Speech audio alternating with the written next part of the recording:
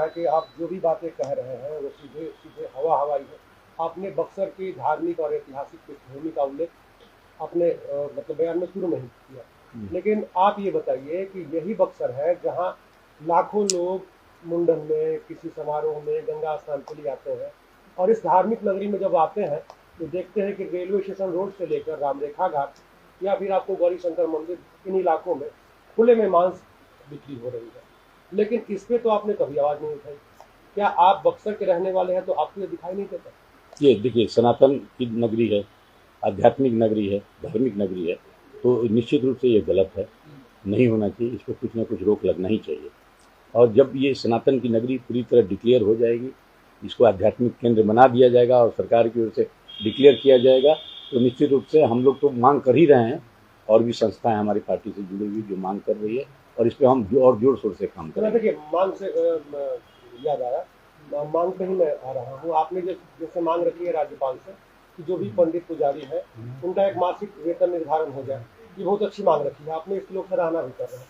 लेकिन ये मांग जो मैंने आपको कही होगी, ये तो बहुत आवश्यक है, और ये तो आपको बहुत ज़्यादा दूर जाने की आवश्यकता नहीं है, लोकल स्तर पर आप इसको रख सकते हैं। तो इस पर अभी तक आपने क्यों नहीं पहुंची? नहीं, देखिए, जब हमारा मेन मांग क्या है, सनातन की नगरी।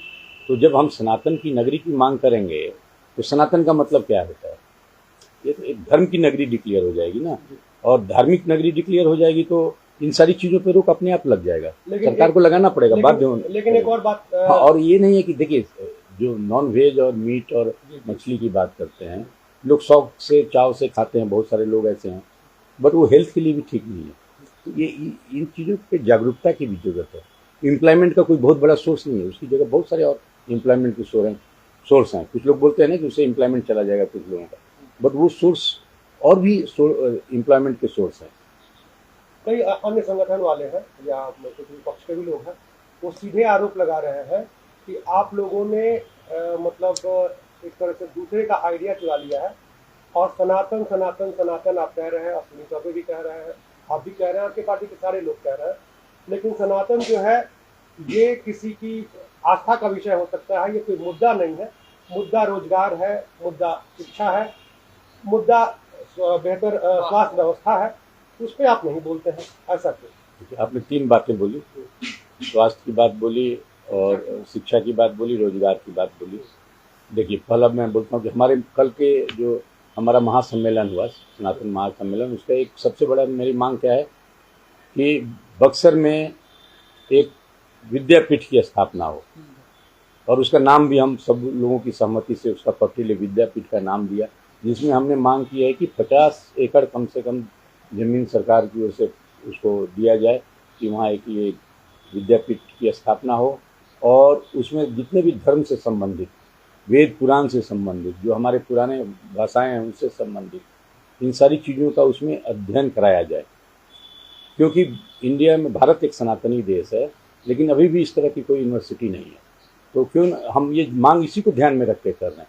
तो अब बताइए, आप एक यूनिवर्सिटी, ज्ञान का केंद्र खुलेगा, लोग पढ़ने आएंगे, उससे रोजगार पैदा होगा।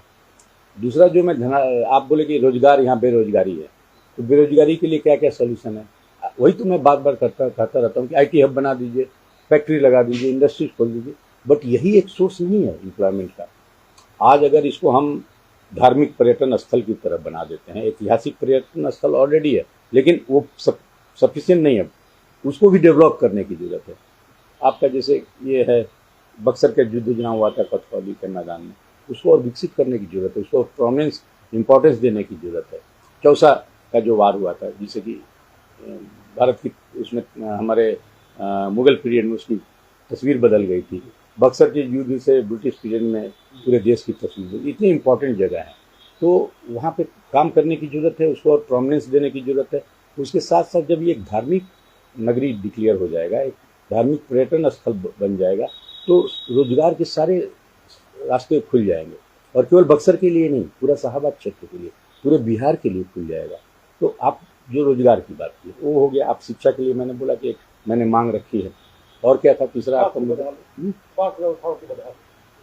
स्वास्थ्य की। हाँ, ये तो मैं हॉस्पिटल की बात हमेशा से उठाता रहा हूँ कि बेसिक शिक्षा, जो बेसिक स्वास्थ्य केंद्र हैं, उसकी स्थिति को ठीक करने की जरूरत है। एम्स तो खुल गया, सरकार कुछ बहुत कुछ कर रही है, लोकल लेवल पे भी कर रही है, लेकिन वो पर्याप्त नहीं है और बहुत कुछ करने की जरूरत है। और हमारी जो मांग है, मैं पिछले 13 सालों से, जब से 14 सालों से लगा हूँ, तब से मैं ये मांग कर रहा हूँ कि बेसिक जो स्वास्थ्य केंद्र है उसको और इम्प्रूव करने की जरूरत है। उसमें डॉक्टरों की रेगुलर बहाली और रेगुलर उनके अटेंडेंस की जरूरत है। लेकिन जनता ये जानना चाहती है सर कि सरकार आपकी, लेकिन आप 13 साल से मांग कर रहे हैं, कोई मांग पूरी नहीं हो रही। अभी जैसे आपने कहा कि एक सनातन विश्वविद्यालय खोलने की बात आपने जो कही थी, विद्यापीठ खोलने की बात जो कही आपने, तो विद्यापीठ खोलने की बात किसी अन्य संगठन ने भी कुछ समय पहले कही थी, वो लोग भी जाके मिले। तो ऐसा क्यों लगता है, ऐसा क्यों प्रतीत होता है कि आप लोग एक दूसरे का आइडिया कॉपी करके बस उसी पे ये कर रहे हैं? तो वास्तविक मुद्दा कोई नहीं है आप लोगों के पास? नहीं, तो आपने जो धार्मिक नगरी की बात किया, तो उसमें क्या है, वास्तविक मुद्दा क्यों नहीं है? उसको धरातल पर उतार लीजिए। आपको कोई IT हब की जरूरत नहीं है, तो कोई आपको उसी एक मुद्दे पे सब लोग लगे हुए हैं। हाँ, बहुत अच्छी बात है, और लोग जुड़ जाएं और हमारी मुहिम तेज हो जाएगी ना। इसमें खराबी क्या है? अगर सारे लोग लग जाएं इसी मुहिम पे, तो अब क्यों लोग दो क्यों, किस पर्पज से लग रहे हैं भाई? बक्सर को आध्यात्मिक सेंटर क्यों बनाया जाए? तो अब बहुत लोग हैं, उसके कारण पूछेंगे तो कुछ लोग नहीं बता पाएंगे, उनके मन में भाव है इसलिए। लेकिन मैं केवल भाव से नहीं बोल रहा हूँ, उसकी जो पीछे हकीकत है उसके बारे में मैं बात कर रहा हूँ कि उससे कैसे रोजगार मिलने लगेंगे लोगों को। एक धार्मिक पर्यटन स्थल बनने से कैसे रोजगार मिलेंगे, लोगों का जो इनकम का सोर्स है वो बढ़ जाएगा और ज़्यादा लोग इसमें शामिल हो जाएंगे इस यात्रा में। तो 13 साल से आप इसी बात को अगर दोहरा रहे हैं और ये मांग अभी तक पूरी नहीं हुई, तो आपको नहीं लगता है कि आपकी आवाज़ उठाने में कोई दम नहीं रहा? नहीं, कुछ तो कमी निश्चित रूप से है, तो और जितनी आवाज़ तेज उठेगी और लोग हमारे साथ देंगे। कल का आपने देखा महासम्मेलन जो हुआ, उसमें कितने लोगों का साथ मिला, सब लोगों ने अपनी आवाज़ बुलंद की उसमें। तो इसका दबाव सरकार के ऊपर डालेंगे। सरकार की बहुत सारी प्रायोरिटीज हैं, कहीं कुछ पीछे आपने राज्यपाल को आवेदन दिया कि हाँ, उसी तरह से मांस का व्यापार जो खुले में हो रहा है उसे रोकने के लिए कोई पहल करने जा रहे हैं? अभी तो चूंकि मैं इस मुहिम में लगा हूँ, तो वो उसी का हिस्सा मैं मान के चलूँगा, उसी का हिस्सा मानूंगा इसको।